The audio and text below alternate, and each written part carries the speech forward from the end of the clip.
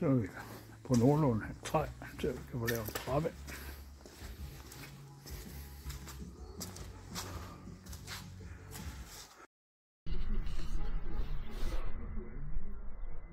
Så er vi ved at være i gang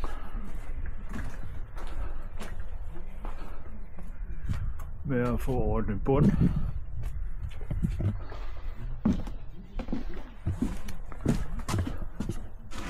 Og det ser jo mildest talt ikke for godt ud. Det bliver den helt store omgang. Sådan ser det meste af bunden ud. Så det skal bare af alt sammen. Som i alt sammen.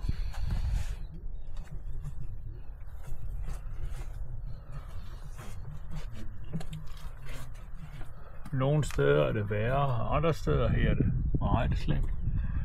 Og det er lidt svært at sige, hvad her er det så ikke så slemt, men det er det her. Så har vi vores borgropæl. Den skal der også ændres ved. Det tager alt for meget luft. Der skal laves en indsnævring i hullet. Jeg har også herude foran. Er det lige så slemt. Så ja, der er noget at gå i gang med.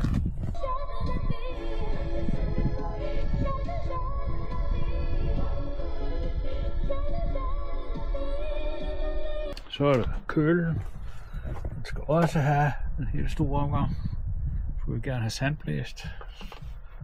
Og spare det op med epoxy og så videre. Men der skal vi lige have noget sandblæsningshalløj først.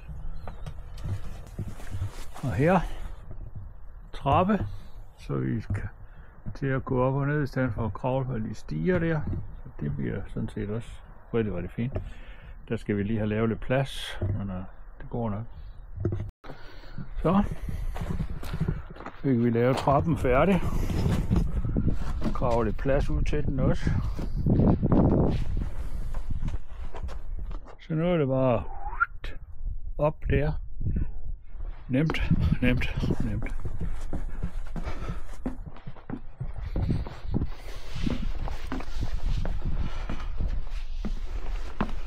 Og kan gå lige op her. Sådan der. Så er vi her.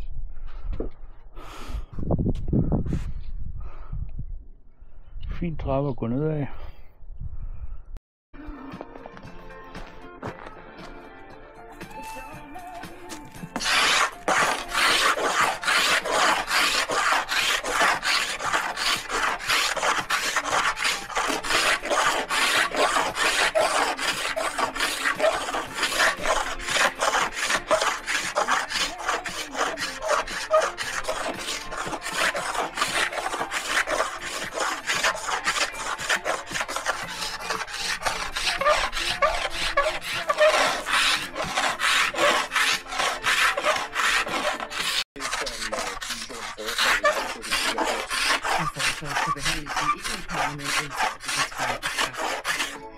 Der er nok mange, der har luftet både solbriller og t-shirt i dag, og dagens vejr har sat varmerekord.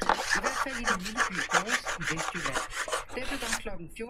14.30 målt 18,1 grad, og aldrig før er der blevet målt så høj en temperatur den 8. marts. Det viser en måling fra Danmarks Meteorologiske Institut.